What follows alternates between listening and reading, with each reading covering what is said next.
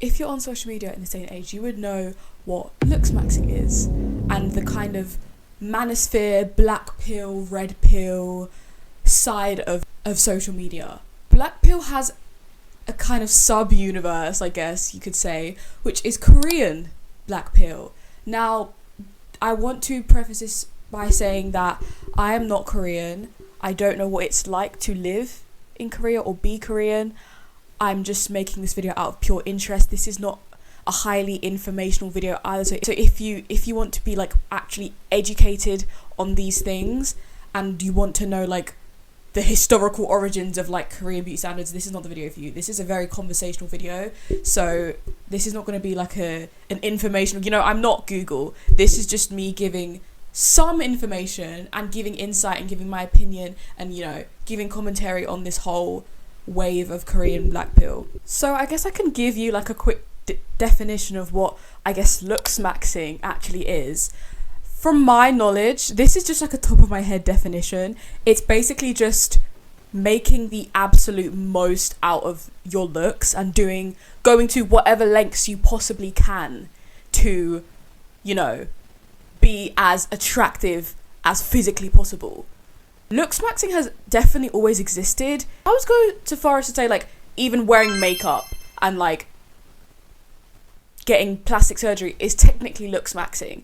Like, I don't know, it's not looksmaxxing, but like it is enhancing your physical appearance, which is technically what looksmaxxing is, but that term has been coined and taken by like the manosphere as some kind of like weird ritual where they do like they go to the extreme, like smashing their bones and like taking drugs to stay skinny and stuff like that. Like that's a whole nother level. Like wearing makeup and doing your hair nice, that is just a part of someone's daily routine. I don't think that is necessarily as looksmaxxing as like some of these like clavicular people are doing.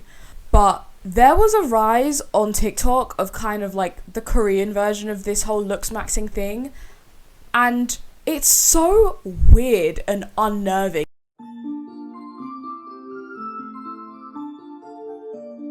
It has this like really creepy like lullaby-esque music to it as well that just really just rubs me through. It's so creepy. So it will have this like background noise and then it will be like a really unnerving image of like a weird caricaturized version of like a Korean person with like a bunch of like makeup, and then it will be them with no makeup, or it will be like situations that have something to do with Lookism. It's just really go on the sound. I will like put like a picture of the sound. Go on the sound and scroll.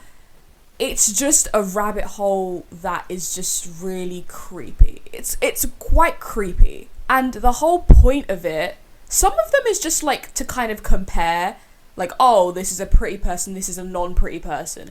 And then some of them are literally just like situations. Like there was this one where it was like two girls went for like a Starbucks job and then one of them got it because they fit the Korean beauty standards.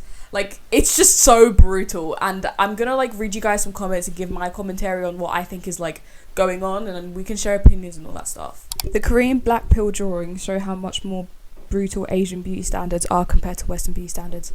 This is something that I've seen a lot of people talk about. If you take a look at my channel, you can tell that I'm into K-pop. Like I like K-pop.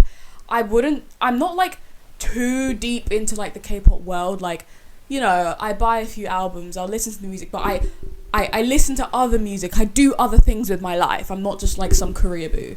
So I do have like some kind of knowledge on like K-pop beauty standards and all these things. And I think in Korea, if you're into K-pop, you know that everything is about the visual. It's all so visual. Like, if you're ugly, you're not gonna debut. But it definitely is a lot more brutal out in Korea because I feel like K-pop idols all have a certain look, whereas like people in the Western music, you can have a fat celebrity, Lizzo, Lola Young, like you can have someone who's fat and be a celebrity. Like no one's gonna, they'll probably get made fun of, but it's not like they can't become someone. But if you want to be an idol, they're going to tell you to lose weight. Like, if I want to become an idol, they probably tell me to like 20 kg right now.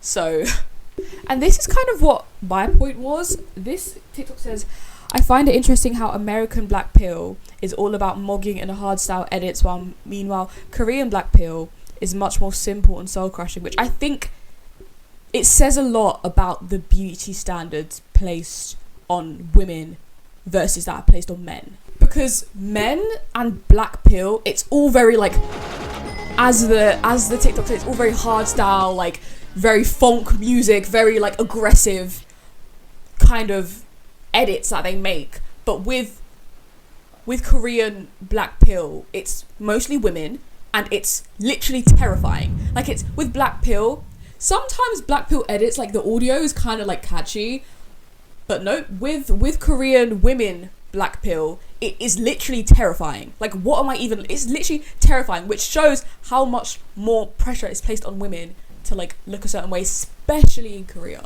I see a Blackpill edit and it's literally a girl with naturally ethnic features and a tan versus a girl with unrealistic facial proportions or racially ambiguous features.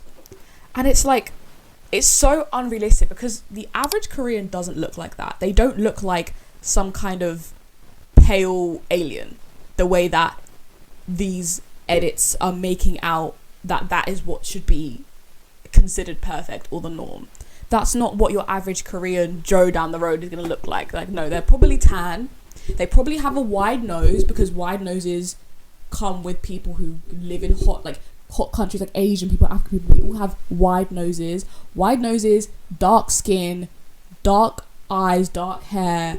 So all these like, and it's just funny because everything that an East Asian or Asian person should naturally be, dark hair, dark eyes, dark features, wide nose, all of these things, the beauty standard is literally the opposite of that. Like, why is it the opposite of what we should naturally be? Why is it just everything just opposite? Like, why? It makes it even harder, because like, at least in African, like, I'm Nigerian, so I know in African countries the beauty standard is to be a bit plump, you know, have you some hips, have you some thighs, some, you know, have some ass on you.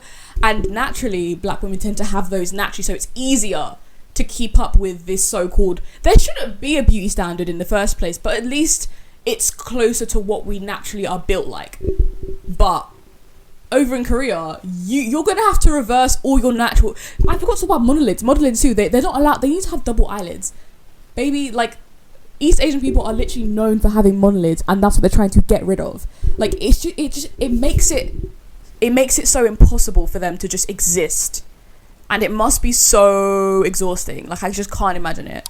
I wish I was pretty. Maybe I wouldn't have to see myself as a background character nobody would love. Now, this is just sad because these videos really do ensue, like, deep insecurity in people.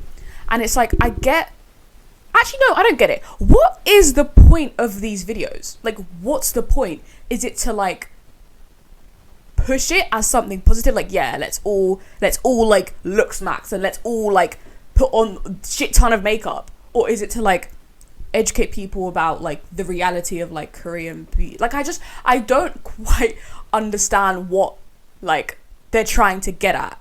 Like, what are they, pro Blackpill or like anti Blackpill? I can't really tell, but to me it seems kind of pro Blackpill, because why would they go through all of that just to like show us comparisons of like someone ugly and someone pretty? Like, I just don't really get it. I literally hear that song in my head when I accidentally open my camera.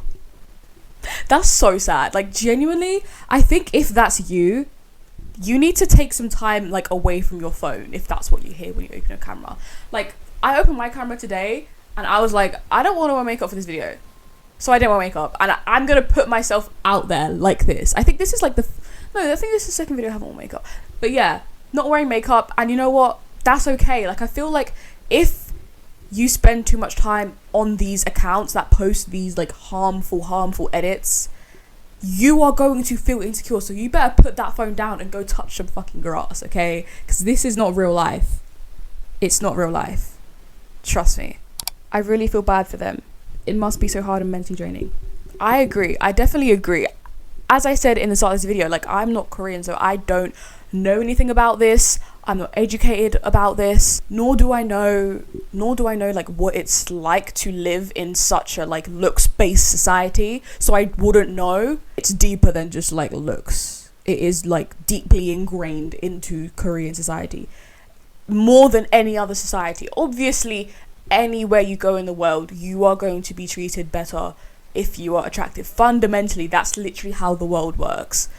But it's especially apparent in Korea, and I know that just from like listening to K-pop and consuming a lot of Korean media. Like, I watch a lot of K-drama, I watch a lot of K-pop music videos, I listen to a lot of K-pop, so I know. I don't think I've ever seen like an ugly main casted. They always look like perfect. Their skin is clear, like you can tell there's like a filter on the whole K-drama too. Like, it's literally perfect, it's pristine. They look too perfect to be real. They don't even look like real people. And honestly, I just think it's so evident through like the whole K-pop side of things, as someone who's an active listener and consumer of Korean media. Forget K-drama. K-drama is one thing, it's the idols. Now, if you're one of those people who gets offended when someone accuses your fave of plastic surgery, leave this video right now. Because I just think, okay, my first issue with this whole Korean lookism thing is eyelid. Have you seen what Hybe did to Eyelid's teeth? Have you seen? Because like, they gave them all veneers, all a big chunky fresh set of veneers as soon as they debut, and it's just so like, it's just so dystopian and unfortunate. It's just so unfortunate. And it's like, it's even worse for, I don't know if she pronounce it, Iroha, I don't know how to pronounce her name, it's a Japanese name, but I tried my best. But when she talks, you could tell that her teeth are just too big for her mouth. Like, it's just so incredibly unfortunate. And I just think it gets to a point. It actually gets to a point. Another example of extreme lookism is just the whole of aespa. Like, especially for me, like Giselle and like, yeah, just whole of aespa. But I'm looking at Giselle, like, why do you genuinely look so different? Like it's just think of like, I wonder if the company forced them to do this, or if this is like their choice. But I doubt that would really be their choice to go through that much plastic surgery. Every time I look at Giselle, I can just tell she got her jaw shaved all the way down, because her face is literally like alien. It's like an alien's head shape. Whereas before, her head was like a normal like size. Now it's just like really just pointy and stuff. And I'm like, that can't be natural. That cannot be normal. So I just think, as a whole, I'm not even surprised by this whole like Korean Blackpill trend, but I just think it's funny how like the looksmaxxing hardcore manosphere Blackpill edits are so like in your face, and then like the woman Korean version of it is like just a silent killer. Like, you just don't even, it's just so bad. And someone said, I feel so seen. The amount of money I spent on makeup making me think it will make me look more prettier is the most saddest thing ever. Yeah, I feel like for me, I've been insecure about my looks before, but it's never to the point where like I indulge in this kind of content or let this kind of content like validate my self-hate, if I've ever really had any moments like that. So I just think, again, people who relate to this and people who are like suffering under these kinds of videos when it comes to like lookism just needs to like put the phone down, please. I know it's not that easy, especially when your looks really determine how your life is going to go. Not only just your look, but like, come on, like a lot of it is down to your looks. It's just quite unfortunate. Obviously, I'm not trying to say it's easy to just put the phone down and just not, it's not that easy. It's easier said than done. But I do think like just kind of, you know, allowing yourself to disconnect from social media and like what you see online really does help you kind of like come out of that headspace. How I feel next to my pretty friends. Honestly, I've had moments like that where I've like compared myself and the way I look to like how my friends look, and I just think it's a universal experience for any girl to compare their looks to like their friends, or compare their body and think, oh, my friend's skinnier than me, she has this on her body, I don't have that, or I don't have that and she has this. It's just like, if you're a girl and you've ever had friends, you've experienced that. And I think it's like, morally, yeah, it's not right to compare yourself to your friends, whether you're thinking I look better than you, I think I look better than you, or oh, I wish I looked like you. It's not morally right. But when you're a girl and you're surrounded by girls, and girls are always put under so much pressure in terms of like how we look, you can't help but like constantly compare yourself, no matter if it's like, I think for the most part it is most of the time subconscious. Like, it's not even like a conscious thing you think about, like, oh, it's on your mind and you're like making sure you're thinking about it. I think it genuinely is like subconscious, like especially in female friendships. You compare your financial situation, you compare like the family you grew up in, you compare your body, you compare your looks, you literally compare everything when you're friends with girls. And I'm like, if you're one of the people who are going to come in my comments and be like, oh, I've never compared anything with my friends, you guys are weird. We're not playing moral Olympics. If you're a girl and you've been very close to another girl, even if it's not intentional, you have compared yourself. So I'm not here to like play moral Olympics with you. Okay, I never claim to be a morally righteous person. So yes, I have, and I think many other girls have compared themselves unintentionally to their friends or to people around them, or even their siblings before. So I just think this isn't even like a Blackpill thing. This is just like a teenage thing. Not even really teenage, like just a life thing, comparing yourself to those around you. Korean Blackpills only in social media. The entrance of a toilet in a this is giving like that one like door at Brandy Melville that's like only for skinny people. That's just so insane. So if you're fat, you just can't go to the toilet? Oh, okay. Like, this is where it becomes like inhumane, to the point where you can't even like perform bodily functions unless you're skinny. That's like, yeah, we're taking it to a whole new level. But yeah, I just think in conclusion, I think as someone who consumes massive amounts of Korean media on the daily basis, I think lookism is a very big thing. I think it's all around you. And again, this is my commentary and me just sharing my thoughts and sharing what I've seen on social media about this topic. Interesting how, like, it's drawings, like it's not real people. I don't know what I would even say about that, but like I find it interesting how like they draw themselves, or they draw other people being pretty, like, oh, this is a pretty one and this is the ugly one, and it's like one of them looks like an alien, the one looks like a normal person. Oh, okay. I think it's creative how it's like being drawn and not being shown. Like with like Manosphere Blackpill, it will just show some Chad with like a square face and like massive eyebrows and like hunter eyes. And then it will have like some like bass booming Blackpill funk edit music in the back. And then like with the Korean ones, it's just a drawing and some creepy ass music, and somehow it still gets to you even more than like the Manosphere Blackpill edits. Let me know what you guys think down below. This is just something I wanted to quickly come on here and comment on. Yeah, love you guys, bye.